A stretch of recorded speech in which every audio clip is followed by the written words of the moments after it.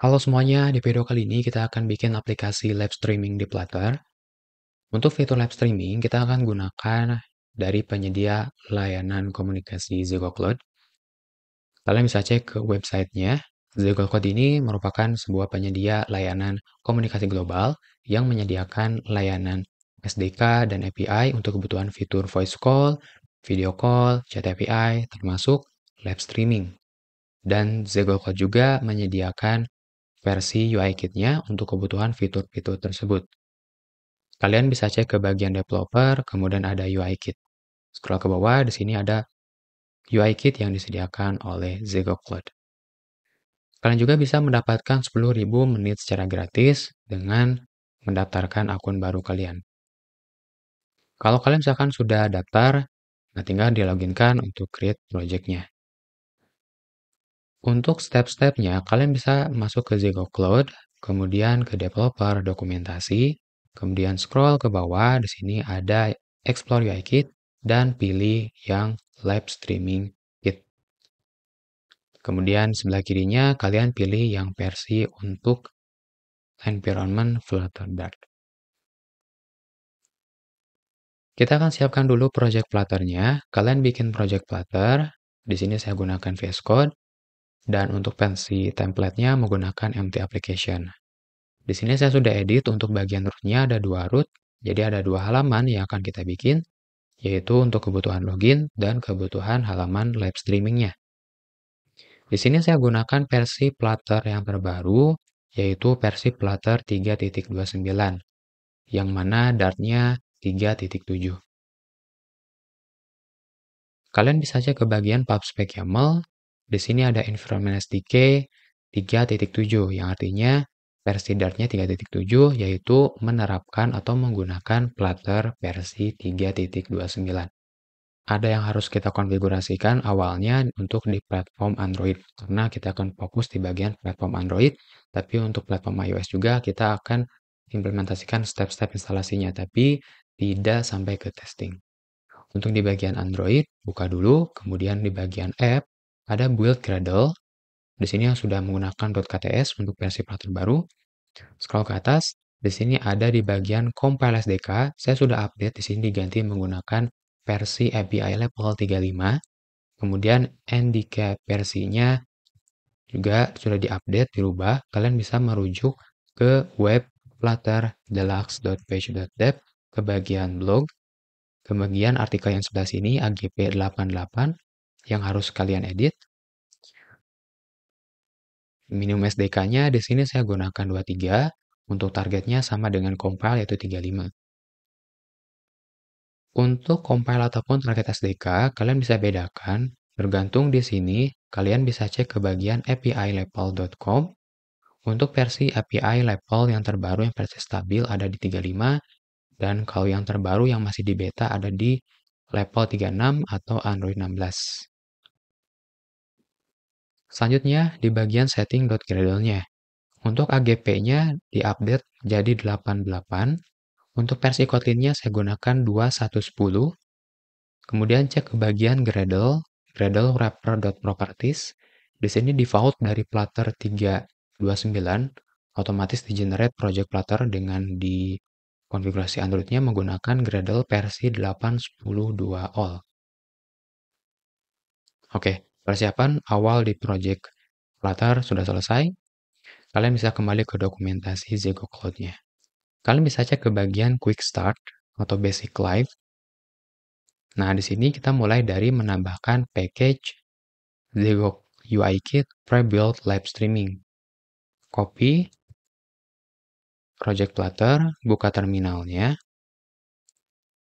Di sini kita jalankan Flutter PubAd untuk menambahkan package UI Kit untuk live streaming dari Ziggo Cloud-nya. Nah, terus scroll ke bawah. Kalian perlu mendapatkan app ID dan app sign. Nah, app ID dan app sign ini ada di project Ziggo Cloud-nya. Kita belum punya project Ziggo Cloud-nya, jadi kita akan bikin dulu. Masuk ke dashboard Ziggo Cloud-nya. Kalau sudah login ke akun kalian, silakan di bagian dashboard-nya itu create project. Nah, terus di sini scroll, cari untuk kebutuhan live streaming. Pilih live streamingnya, kemudian next. Di sini project name-nya. Untuk project name live streaming, misalkan live streaming, kemudian underscore F Deluxe. Ini contoh aja. Kemudian di sini ada dua versi UIKit dan SDK. Kita akan pilih yang versi UIKit-nya. Jadi start with UIKit.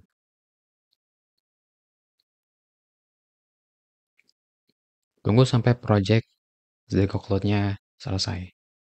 Oke, di sini sudah selesai di-create untuk project-nya. Nah, terus di sini selanjutnya diarahkan untuk build aplikasi untuk kebutuhan Flutter. Jadi kita pilih yang Flutter. Nah, ini contohnya. Kemudian di sini kita lanjutkan ke Save and Start to Integrate. Kita buka kembali ke bagian dashboard. Nah, di sini ada project yang udah kita bikin, Live Streaming App Deluxe. Kalian buka, kalian akan menemukan App ID dan App Sign. Jadi kita akan siapkan dulu di sini untuk App ID dan App Sign-nya. Kalian bisa copy di sebelah sini. Ke Project Flutter, di bagian lib kita bikin folder config, kemudian bikin file Zego Cloud Keys .dart, bikin class Zego Cloud Keys, Zego Cloud Keys. Kemudian bikin static constant untuk app ID tipenya integer dan untuk app sign tipenya string. Nah, kalian bisa pastikan sebelah sini. Ini untuk app ID-nya. Terus untuk app sign-nya. Untuk app sign, untuk nge-copy-nya, simple. Kalian tinggal klik aja di bagian sini. Nanti atau yang bagian mata sini. Nanti akan di-generate copy otomatis. Kayak gitu. Oke, penyiapan untuk Zego Cloud Key-nya sudah siap. Kita lanjutkan untuk ke step berikutnya. Di sini contoh untuk halaman live-nya. Kita copy dari bagian save area sampai penutup atau beserta return-nya di sini. Sampai titik koma, copy ke project. Kemudian kita bikin folder page. Bikin file live underscore page.dart. Di sini kita bikin stl live page. Dan di bagian return-nya tinggal dipastikan. Untuk Zego UIKit prebuild-nya ini tinggal diimport, Ctrl titik. Nah, untuk app ID kita ambil dari Zego Cloud Key .app ID. Terus untuk yang app sign-nya seperti ini. App sign. Oke. Untuk user ID, username, live ID, kemudian is host. Kita bikin di sini argumen untuk di bagian ditempelkan nanti di constructor. Final string user ID, kemudian username, live ID, dan boolean is host. Ctrl titik, add final field format parameter. Oke. Pasangkan di sini live ID. Oke, save. Sudah aman. Live ID kita setup ke bagian root-nya. Live di sini ganti yang scaffold jadi live page. Karena ada data, jadi kita harus siapkan dulu. Ini kita hapus, boleh bikin kurung berawal. Return lagi live page. Untuk data-datanya kita ambil dulu di sini final data sama dengan ambil dari modal root dot setting of context kemudian dot argumen. Nah, di sini kita casting sebagai data map. Kita cek dulu kalau datanya null, kita return scaffold kosong. Kalau ada datanya, kirim ke live page. Untuk user ID, data dengan kata kunci user ID. Dan di sini untuk data kata kunci username, terus data dengan kata kunci live ID, terus untuk is host, data kata kunci is host save. Oke, konfigurasinya seperti ini untuk di halaman live. Nah, gimana cara untuk ngedapetin data-data user ID, username, dan sebagainya? Kita akan bikin halaman buat nginputinnya. Nah, kita bikin dulu di bagian page, di sini new file, kemudian login underscore page dot dart. Di sini kita akan gunakan dari sampel yang ada di web flutter deluxe.page.dev ke bagian doc, kemudian sampel out 1, scroll. Nah, di sini kita copy code-nya, minimize, pastekan di sini. Oke. Nah, di sini ada package the input dan juga ada gap. Kalian tambahkan dulu package-nya ke bagian pubspec YAML, package the input dan package gap. Oke. Nah, kalau sudah, di sini kita akan edit. Yang pertama, email controller kita akan refactor jadi user ID controller. Untuk password kita akan refactor jadi username controller. Terus untuk fungsi, di sini kita akan bikin dua fungsi untuk eksekusinya. Ada eksekusi nanti login untuk membuat live dan juga ada login untuk menonton live. Jadi di sini kita bikin fungsi untuk start live dan juga ada watch live. Watch live. User ID, text, email. Nah, di sini untuk email ganti jadi user ID. Kemudian di sini user ID. Respon message juga diganti jadi user ID. Di sini username. Password ganti jadi username. Oke, bikin satu lagi untuk live ID, duplikat di sini, rename jadi live ID. Untuk validasinya juga di sini untuk live ID, di sini live ID, live ID, terus message-nya juga live ID. Nah, ketika navigator push name ke halaman live, kita kirim datanya lewat argumen dengan tipe datanya map. Terus untuk kata kuncinya user ID, di sini kita kirim dari variable user ID. Duplikat ke bawahnya di sini untuk username. Kemudian untuk live ID. Satu lagi is host. Nah, di sini fungsinya adalah start live. Berarti posisi sekarang sebagai host, jadi di set menjadi true. Nah, ini copy untuk fungsi yang watch live, replace. Nah, di bagian is host-nya kita ganti jadi false, seperti ini. Atau kalian bisa bikinnya kayak gini. Ini dihapus dulu. Bikin satu fungsi. Di bagian parameter, kita bikin is host. Nah, terus fungsinya kita ganti login to live. Jadi login to live sebagai host dan sebagai bukan host gitu. Nah, di sini is host-nya ganti pakai is host. Oke. Scroll ke bawah di bagian dispose, user ID, username, dan live ID controller. Scaffold layout builder, di sini ada title-nya, kita ganti misalkan jadi live Stream F Deluxe. Kemudian di sini controller user ID, username, terus duplikat berarti bikin satu lagi untuk live ID, terus live ID controller. Oke, scroll ke bawah ada satu button. Nah, di sini kita gunakan untuk login sebagai host, login as host.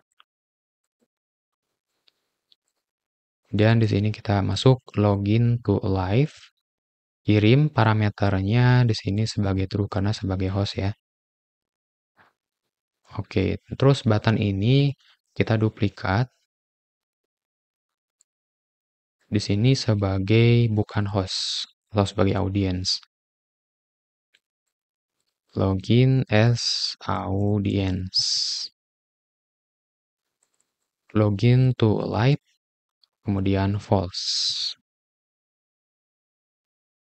Oke, sip.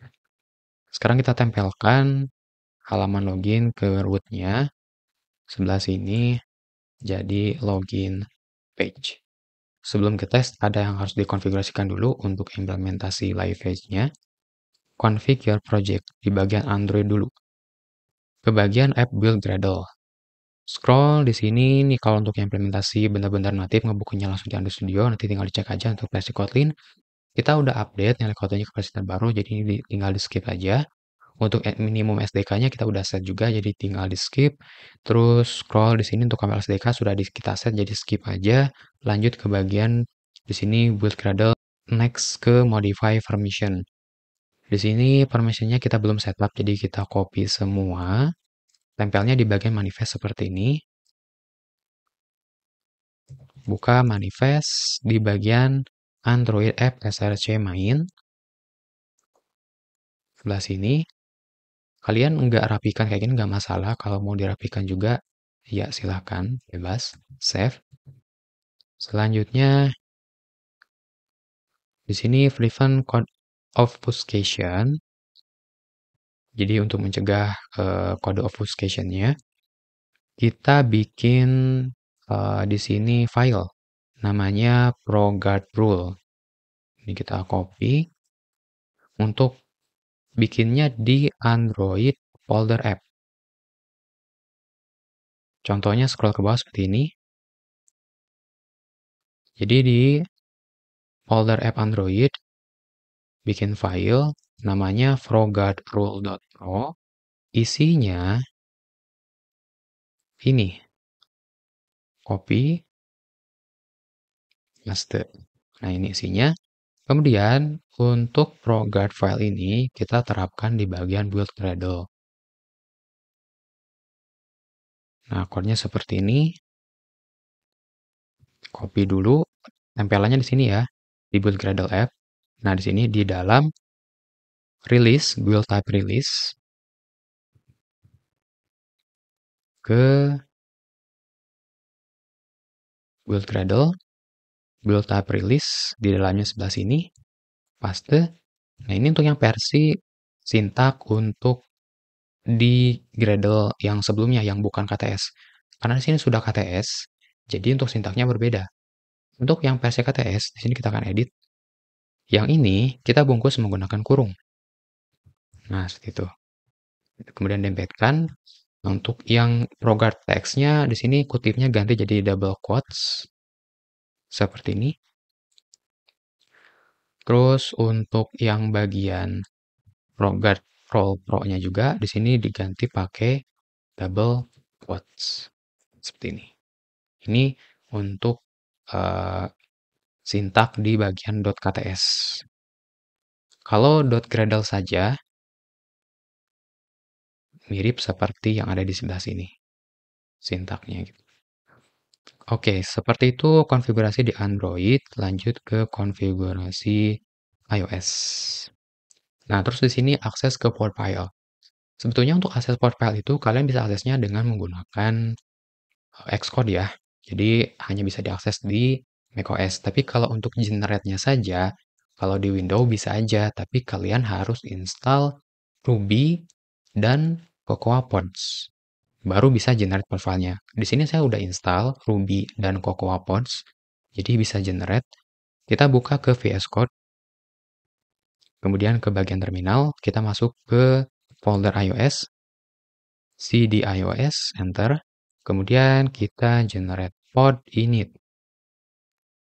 Tunggu, karena di sini nggak sekaligus generate, tunggu beberapa saat, sampai nanti si pod file-nya tergenerate otomatis di folder iOS. Oke, komennya selesai. Kita cek ke folder iOS. Nah, di sini sudah tergenerate file podnya, dan isinya seperti ini. Nah, mungkin berbeda dengan yang di Xcode, karena di Xcode kan sudah tergenerate otomatis, sudah ada, jadi tinggal diedit. Kalau di sini kan di-generate atau di-create dari awal lagi, jadi lebih simple dan mungkin ada beberapa yang kosong atau yang terlewat gitu. Berbeda dengan yang ada di Xcode. Oke, kita lanjutkan dulu ke sebelah sini ke dokumentasinya. Nah, di sini copy, kemudian tempel ke pod filenya. Nah, untuk lokasinya, apakah langsung di struktur utama atau yang lain? Kalau di sini kan nggak dilihatkan semua ya strukturnya ke atasnya. Jadi saya kurang tahu juga sih. Teman-teman silakan bisa bantu yang punya experience di iOS atau di Xcode. Di sini mungkin saya akan pastikan di paling bawahnya saja seperti ini. Tapi kan ada struktur tertentu di sininya nih, di penerapannya ada di post install. Nah, post install ini kan tidak ada di hasil generate-nya. Jadi kita generate dulu. Di sini saya sudah siapkan. Jadi hasil akhirnya seperti ini. Jadi post install dan ini yang dari Zego Cloud-nya. Oke, tinggal di save. Selanjutnya di bagian info.please. Ini di copy. Nanti tempelkannya di dalam tag di ini. Oke, ke iOS runner info please. Tempelkan di atas, di paling bawah boleh, yang penting di dalam tag-nya ini. Save, oke, good. Seperti itu untuk konfigurasi di iOS. Tinggal di run dan dicoba. Oke, di sini saya cobanya ada dua, di real device dan di emulator. Untuk di real device, di sini terinstall OS Android 10. Kalau di emulator terinstall OS Android 15. Masuk ke menu VS Code, Run and Debug. Nah, di sini kalian bisa create launch JSON-nya dulu. Seperti ini, create. Nanti otomatis di-create. Terus kita pilih untuk Dart dan Flutter. Nanti di-create seperti ini. Ini untuk setup lebih kayak misalkan mode debug, tapi lewat fitur di Flutter gitu. Jadi dikonfigurasikan dulu. Kalau lewat terminal bisa langsung. Ini kita save aja. Nah, di sini kita pilih Dart Flutter. Kemudian untuk real device, start. Terus pilih lagi Dart Flutter untuk di emulator, start. Jadi kita nge-running di dua device, real device dan emulator. Kita bisa cek untuk masing-masing konsolnya juga, ada konsol untuk real device dan juga konsol untuk emulator. Oke, di sini kalau di yang real device sudah muncul, tapi di emulator belum. Tapi di sini saya lihat ngehilang ya, nge-exit. Kalau di yang emulator ada error seperti ini munculnya dari, oke, sepertinya ini dari package-nya Zego Cloud Engine. Kita coba dulu sekali lagi nge-running di emulator, Flutter, pilih emulator, running. Oke, di sini sudah di running kembali dan jalan. Kalau scroll ke atas, di sini cuma warna kuning. Jadi nggak ada merah, nggak ada error. Oke, kita coba tes. Sebelah kiri kita akan jadikan admin, sebelah kanan kita akan jadikan user biasa. User ID 1, username-nya kita kasih nama admin, live ID-nya F Deluxe, contoh ya. Jadi bebas, yang penting si ID-nya ini harus sama dengan yang dimasukkan oleh usernya juga gitu. Login as host. Klik. Oke, ini permission-nya kita izinkan. Izinkan. Oke, sudah muncul ya screen. Nah, ini saya sudah muncul. Sekarang kita coba masukkan di sini untuk yang user biasa. Sorry, di sini untuk yang admin, di sini belum dimulai ya, harus di start dulu. Dan kalau misalkan ada filter, kalian bisa tambahkan gitu kalau ingin menerapkan. Jadi disediakan dari UI kit-nya, sebelah kanan atas ada kamera. Ada di sini defaultnya depan. Kalau kita klik nanti dia rubah ke kamera belakang. Start. Oke, sudah muncul ya. Ini sudah live, sudah mulai tuh. Waktunya sudah berjalan. Sekarang kita coba login sebagai user biasa. User ID 2. Kemudian username, sorry, di sini keyboardnya nggak muncul. Oh ya, di sini pengaturan emulator. Setting ke physical keyboard. Jadi always show. Back. Oke, muncul. Live ID F Deluxe. Nah, di sini login sebagai audiens yang biasa. Oke, masih loading. Oh ya, lupa. Saya belum nge-setting di halaman live-nya. User ID belum kita ganti. Makanya selalu di nge-close otomatis karena ketika di login kan meloginkan ulang gitu. Jadi kita harus beda user ID, kemudian di sini username. Nah, baiknya kita restart untuk keduanya. Jadi di yang real device kita restart, yang di emulator kita restart juga. Oke, sudah di restart. Sekarang kita masukkan ulang user ID 1, admin, kemudian F Deluxe, user ID 2, username-nya, dan live ID. Oke. Di sini login sebagai host, yang kanan login sebagai audience. Kemudian kita start. Oke, di sini sudah muncul. Sorry, di sini ada kayak nge-freeze. Ini tadi itu kita coba login, tapi sebelum live ID-nya dimulai ya. Jadi di sini kita resume dulu. Oh ya, nanti kalian bisa cek juga kalau misalkan sudah siap atau belum untuk hostnya gitu. Nanti tinggal di apa namanya, di hold dulu gitu. Jadi harus memastikan bahwa si live ID-nya berjalan dulu, baru bisa masuk si audiensnya gitu. Oke, di sini kita coba tes. Di sini kalau di emulator ini harusnya udah jalan sih. Close dulu, kita coba login lagi sebagai audiens karena di sini sudah jalan untuk streamingnya. Nah, sudah muncul. Terus kalau kita chat dari arah sini nih, ini kita coba bla bla bla, kirim. Nah, kita sudah komen dan sini sudah muncul. Terus kita coba balas sama admin. Halo, gitu. Kemudian send. Nah, sudah bisa untuk chatnya jalan. Terus kalau misalkan untuk ngecek audiens bisa klik di bagian kanan atas sebelah sini. Nah, di sini yang loginnya sebagai Indre, terus yang sebelah sini loginnya sebagai hostnya, adminnya. Terus untuk fitur-fiturnya, oh ya di sini sebagai co-host ya. Kita coba close. Klik lagi di sini sebagai host. Coba loginkan ulang. Kemudian start. Sudah muncul. Kita cek lagi sebelah sini. Oke, sudah jadi host.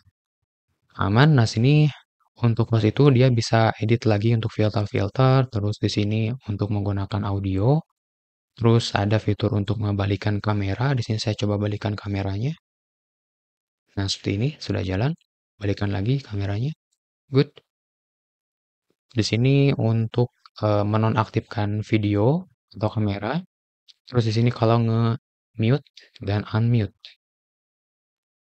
Oke, seperti itu mungkin untuk fitur live streaming dari Zero Cloud ke Flutter.